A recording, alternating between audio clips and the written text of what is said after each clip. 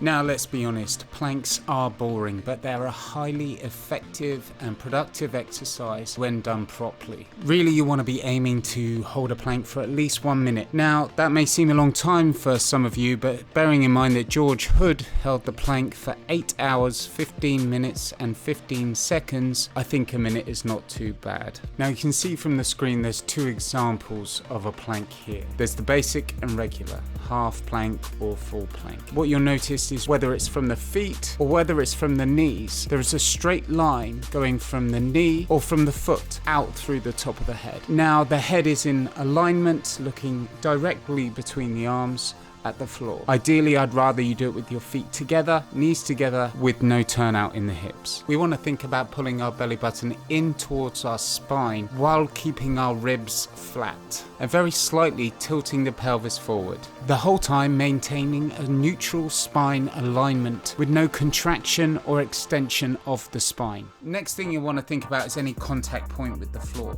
You want to think of these like foundations for a building. You want to make sure your elbows are directly under your shoulders. This way, any weight from your body through your shoulders transfers perpendicular through the elbow straight into the floor.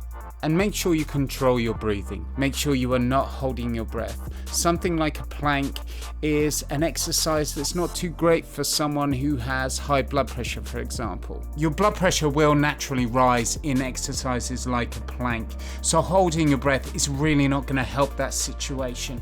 You have to breathe. Like in all exercise, during sticking points through the effort, you have to exhale. You have to control and regulate your breathing.